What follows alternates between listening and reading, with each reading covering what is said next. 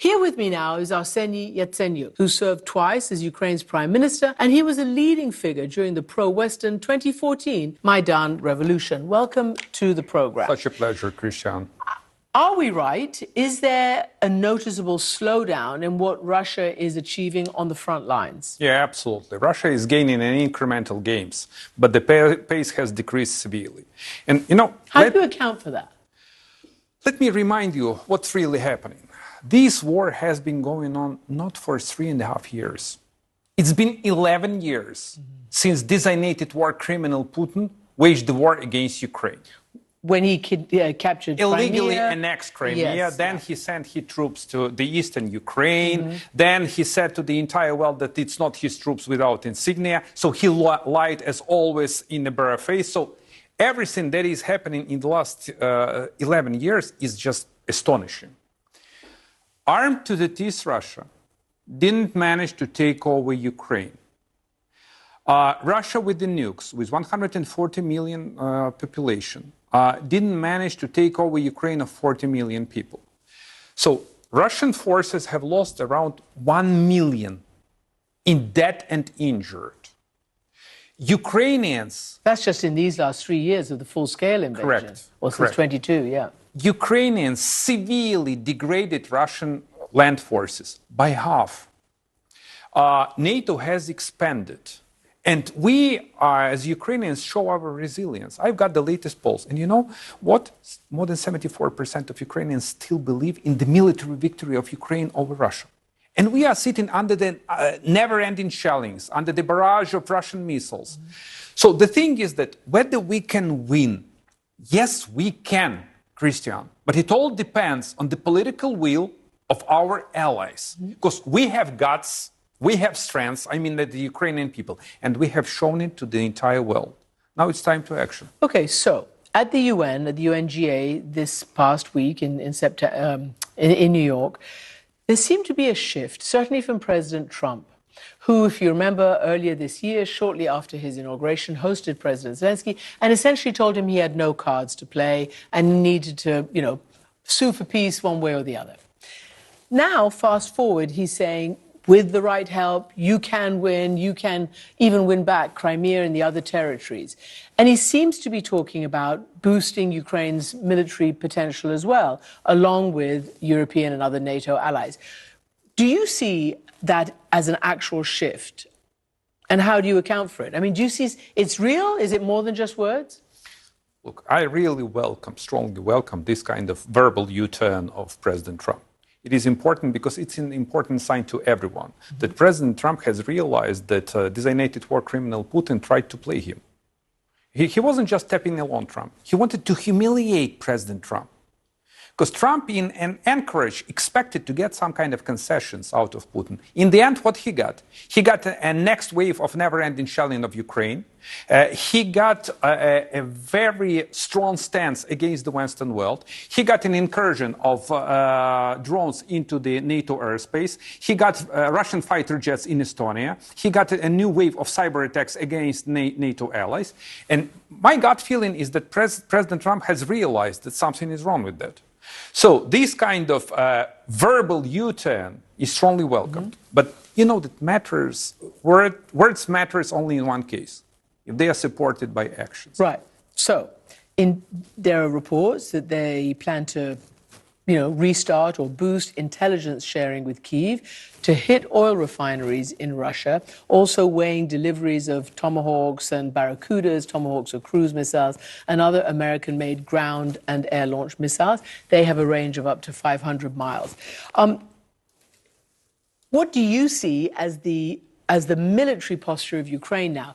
Apparently there's having a huge effect on Russia's energy capacity and its installations. Absolutely. Due to Ukrainian attacks, Russians lost around 20% of their oil refinery capacities. So they are facing right now a deficit of gasoline on their stations. So these kind of actions that have been undertaken by Ukraine cause a severe damage to Russia. So if Trump administration decides to make a very bold decision to provide an additional security supplemental for Ukraine, to green-light Tomahawks or another type of long-range missiles. And if the German Chancellor Merz is to deliver his promise, he has made this promise on the campaign trail, saying that he's ready to deliver Taurus missiles to Ukraine. This would be a game changer. So we desperately need it. And he's also said, Merz told the FT, that Europe should, in fact, start taking those frozen assets of Russia's and actually help Ukraine defend itself with them. Absolutely. Look, let me remind you that the European Union, the UK, and the United States seized around $30 billion of Russian sovereign assets. 30 or 300? Sorry, $300 billion. Sorry. So the thing is that there are kind of different deliberations over the legality, how to confiscate these assets. Well, with all due respect, Russia has violated an international law. Russia has committed an act of aggression. Russia is committing crimes against humanity. And there is only one way to make Russia accountable. You know, it's interesting because Yuval Noah Harari, the famous public intellectual, and he's been to Ukraine, he's written a lot about it over the last several years. He's the author of Sapiens, as you know. He wrote in the FT this weekend, and he essentially said, in 2025, the weakest link in Ukraine's defenses still lies in the minds of its Western friends. Russian strategy seeks to outflank the Ukrainian position by attacking the will of the Americans and Europeans. So I'm wondering, A, whether you think, that's now, strengthening, stiffening all the things we've just talked about, and also what Merz is saying about the funds and all the rest of it, is basically showing that they don't expect Ukraine to just give up. Do you think is that legitimate analysis? We will never surrender. We will never. But do you see that there's a stiffening of resolve? There is a kind of stiffening of resolve, but here is the thing. Putin closely watches and follows only actions, not statements, not summits, not different types of coalitions. And that's what we are looking for, strong and bold actions. Because, if we get these kind of talk shops or hot air released from different high-profile politicians, it doesn't work. So clear cut and stroke actions are needed. The first one is new security supplemental from the US Congress. The second one, secondary sanctions, both imposed by the United States and the European Union. The third one, financial support for Ukraine, because we've got a budget gap of around 150 billion in the forthcoming 3 years. The fourth one is we need urgently to confiscate Russian assets. This is the source how to offset all these losses. And the fifth one is China and India. So we need to prosecute the pressure, actually, on China and to get along somehow with India. For their support of Russia, you're talking about. China is an accomplice. China provides a lifeline to Russia. China provides a lifeline to North Korea, and North Korea deployed its troops against Ukraine. So it's a new kind of axis of evil under the umbrella made in China. Now, interestingly, again, in terms of these shifting sort of sands, we read that I think the Russians, Putin, is having to cut the military expenditure also. They seem to be feeling some financial pain right now. Here is the thing, Christiane. I have slightly different reading. So he presented a draft budget a few days ago. And if you look into this budget, so the military expenditures are practically flat. It's just 5% decrease. It's nothing, okay? It is nothing. So it means that he has shown that he is ready to prosecute the war further. He hasn't changed his ultimate goal. And his ultimate goal is to take over an entire Ukraine and undermine the European Union and NATO. And look at the other expenditures that he has appropriated for the next year. So-called information campaign. It's not an information, it is disinformation campaign. So both of these budgetary expenditures clearly shows that he hasn't changed his mind. So maximalist demands still on the table.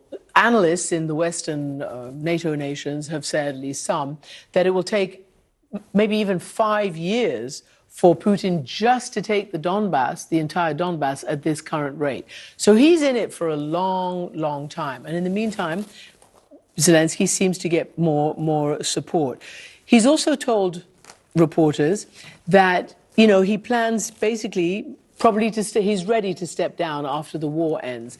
What does that signal to you? Is that an important statement to say now in the middle of a war?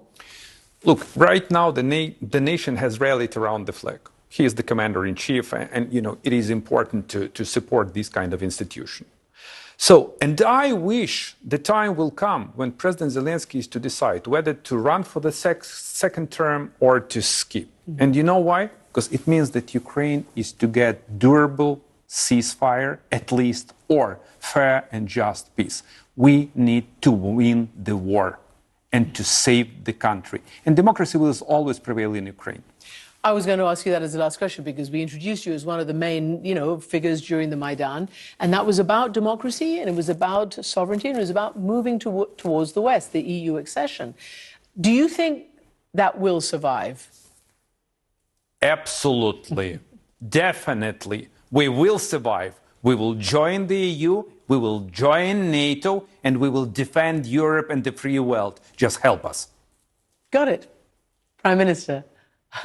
One more last very, very quick one. Who do you talk to get these points across? And are they making headway, or are people getting tired? Look, I am talking to everyone. I am right now on an advocacy mission. France, Sweden, UK, Washington, Brussels, everywhere. We have to talk to both politicians and ordinary people. We need to get everyone on board in order to win this fight. This is the war of autocrats and dictators against the democracy. This is the war against the free world, against our liberties and against our life. We will win this war. All right. Prime Minister Yatsenyuk, thank you so much indeed for joining us.